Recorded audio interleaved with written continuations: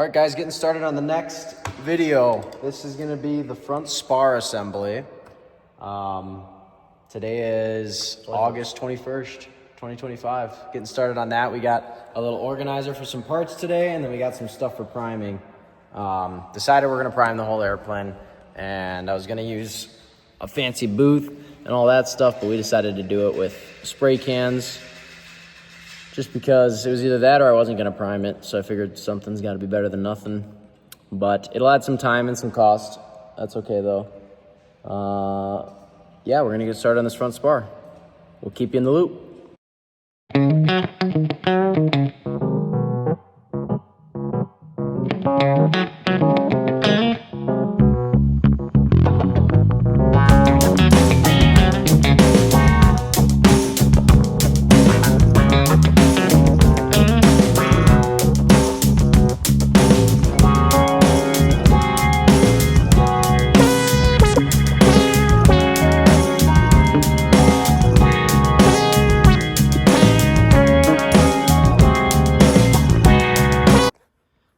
After many minutes of confusion, we've figured out how to kind of measure this up and cut away some of this material on the spars. So we basically are taking out that much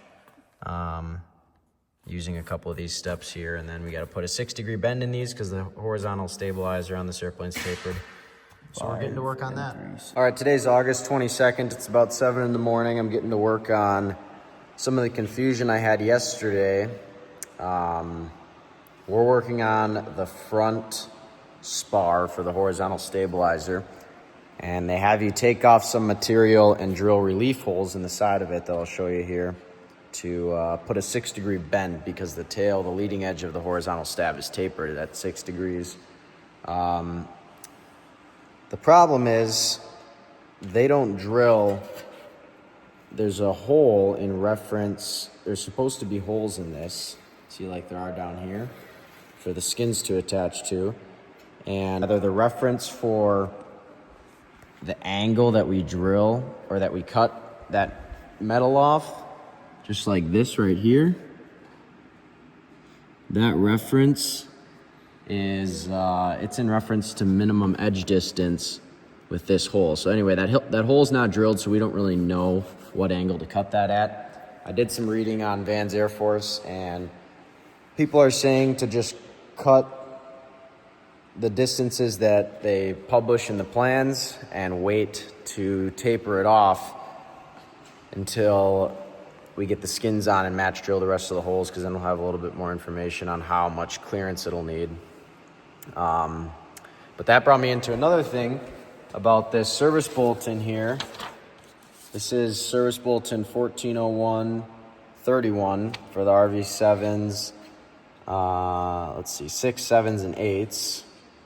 And they're having cracks where you drill those relief holes, so they have you install those doublers. So I'm pretty sure this is taken care of, but I'll read through it and make sure that when I drill these relief holes to make that 6-degree bend for the taper on the tail, that we won't have any cracking issues. So probably got about an hour or two of work this morning, and we'll see where we get. All right, so anyway, eventually this will need to have a taper to it that we'll have to cut. But we don't have that information right now, so we're just gonna start. We know that it has to come back to here. That was like 5/16 or 5/36, whatever it was. So we're gonna get this cutoff tool and start cutting this. We'll just cut down there and then up. And we'll move on to the next step, worry about making this taper it off edge a little later on, because we still gotta drill these relief holes in each side. This is where they have some possible cracking issues, so I'm gonna run through that AD or that service bulletin, and then we'll put the 6-degree bend on it and keep moving forward.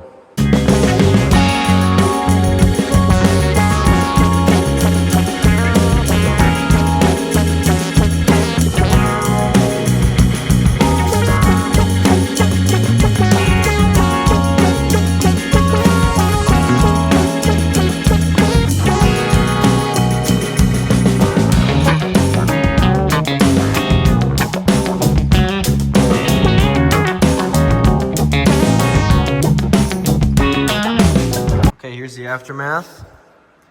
We got that little spot cut out. You can see there just that bit that we needed to take off. So now I'm gonna grab the Scotch-Brite wheel and take this edge off, and then we'll worry about drilling the relief holes that we need for the bending. Here's the other side. Not too bad. I left a little bit of extra just in case I was short. So we'll get to prepping the edges now. All right, well, here's an update. I'm done messing these things up. I've got, that was the part that I cut away there back to this line. And I smoothed it out with a Scotch-Brite wheel and then a hand file just to get the last little bit. There's a little bit of an edge on it still. I'll run my little deburr tool across it, but I'm basically just trying to flatten that out the best I can. I don't know how much flatter we're really gonna get. These things will kind of be sitting in there, so I don't think it has to be perfect, but we'll find out. I'm gonna keep plugging away, and if we move on and come back to find I messed something up, then we'll order new front spars for the horizontal stab. But I think these will work. It's just, it's hard to tell with how that's bent up from the factory. So next step is to drill these relief holes, which are gonna go right there. That's for that 6-degree bend. And I already talked to you guys through this angle on why I'm waiting to drill that, but we'll drill number 30 relief hole, enlarge it to 1/4 inch, and dimensions are right on there. It should be an 1/8 inch from that edge where I just cut, and 3/16 from the center to the edge. So we'll get that marked and cut those holes.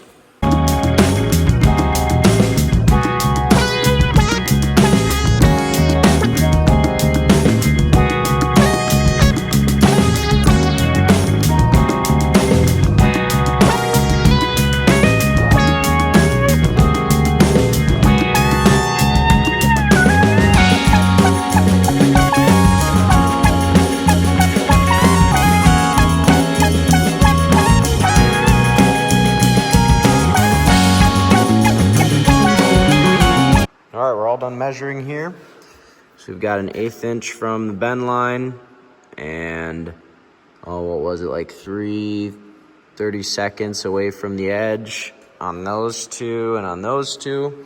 So I'll center punch them with this, and then we'll drill them to a number 30, and then we'll use a step bit to bring them up to 1/4 inch. And basically that's going to make sure that the edge of the hole should be right on that bend line, and it should cut through the edge of the spar. So we're gonna get to that now.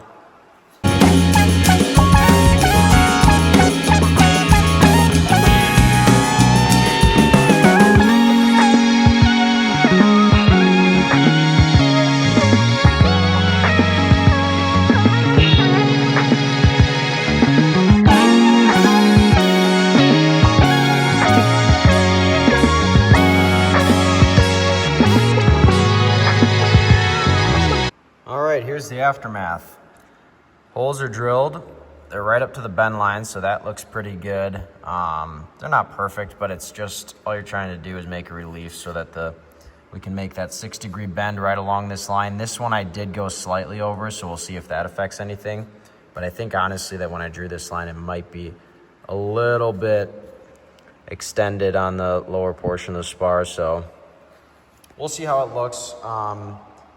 Now on to figuring out how we make this 6-degree bend.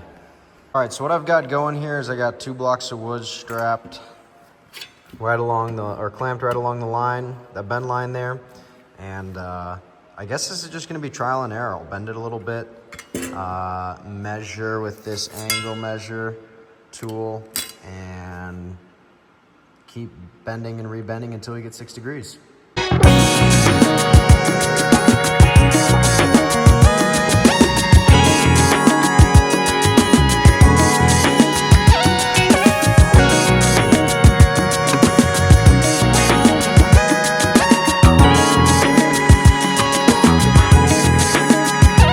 Alrighty, that's it for today. We got these 6-degree bends in. They look perfect. And basically what that does, if I can get these to stay, is it it puts the taper in the leading edge of the horizontal stabilizer on the airplane. So that bend is done. The next step that we're starting to work on is getting these spar doublers in place on each side, making sure that we're clearly marking the top and the bottom and whatnot. And so we're gonna get those in place. Looks like we got to do some match drilling on some of these holes, but it's all the time I got for today. So we will continue with the front spar on the horizontal stab next time. Thank you for watching. Like and subscribe. All right, Friday, August 29th, getting to work on continuing our adventures with the horizontal stabilizer front spar with all these bends. And I'll give you a quick recap of where we're at. Okay, so last time we put these bends in the front horizontal stabilizer spar, and I got the doublers on there, cleat-coat, everything marked up properly. The next few steps are gonna be to bend these at the same 6-degree angle and start working on drilling these holes through the spar to the correct size. And yeah, this part takes quite a while. Here's where we're at. We're finished up the rear spar, front spar, we're making progress on it. This part was this angle that we need to cut that they don't actually give you measurements for. So we're waiting on that to see how it all fits together with the ribs in. But yeah, we'll get to drilling some holes and cutting some metal.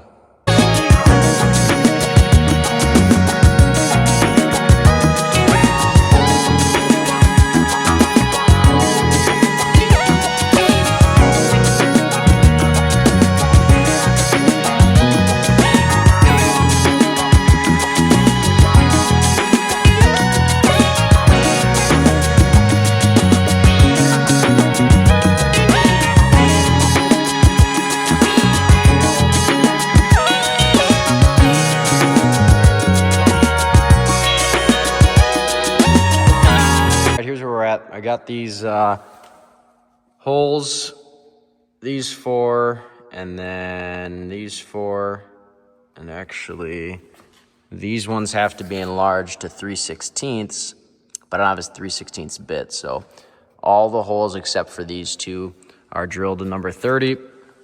And the next step, since I don't have that bit to enlarge these holes here to 3/16, I got the rest of them, but waiting on that one. The next step, that means we skip, let's see. We're gonna skip marking off this one because this is basically all holes inboard of the bend line, and the bend line's right here. So all holes inboard of both these bend lines have to be drilled, and the 3/16 is not done. So we're skipping that step while I get that bit, and the next one's gonna be remove 710 and 714, which are these supports that I got on here. We're gonna take each of these off, and we have to mark it up to taper the ends. So this is a 1/4 inch radius and 2.5 inches back. We basically have to take up that much material on each of these. So we're gonna get to work on that with marking it up and then using the bandsaw.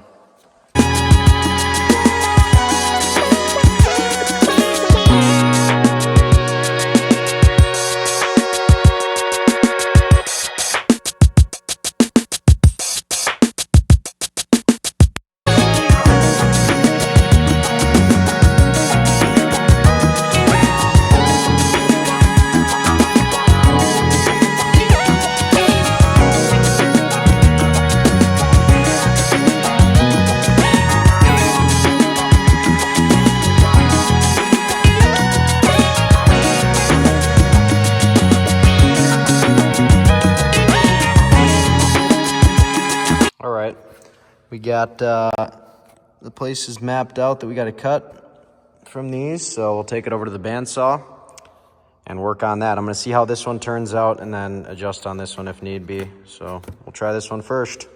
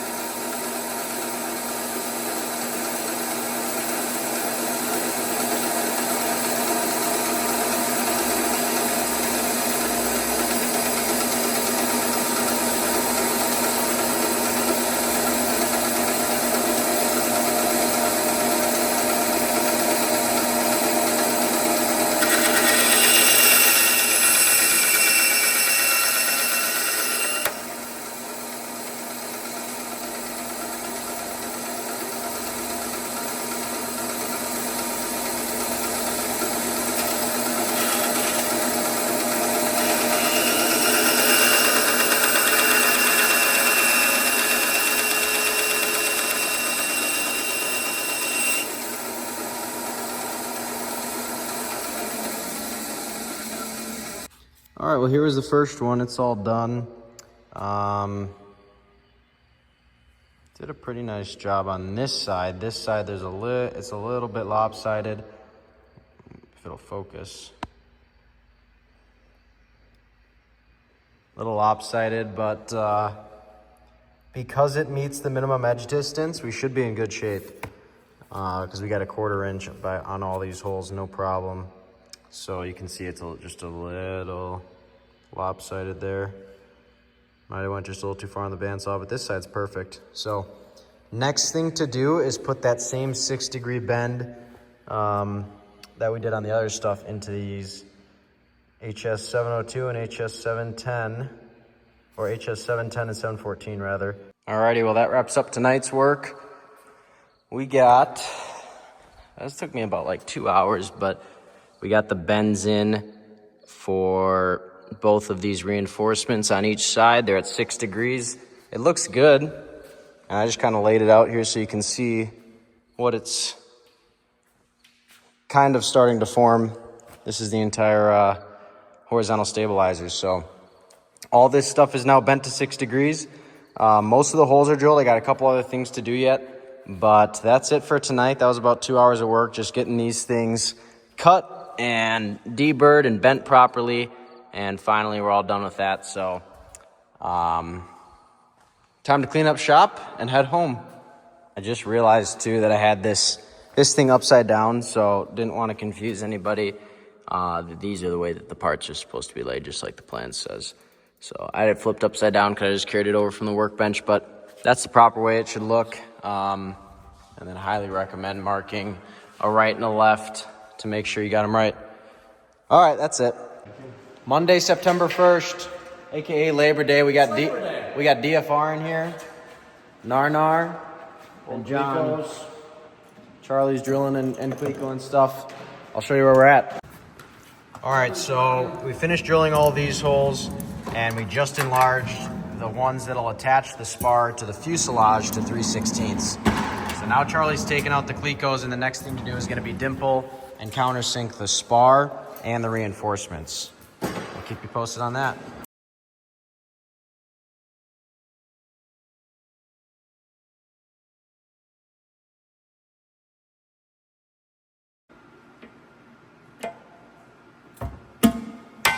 Beauty. Alrighty, we finished countersinking these. So all of that's done. And we dimpled the spars. On one of these countersinks, I went slightly too deep, but it's not out of spec. It's just fine. So we're in good shape there. And all my helpers are now working on getting the ribs together. Right, so basically, we're done with the front spar. We're done with the rear spar. Now we're working on getting the ribs together. There you go.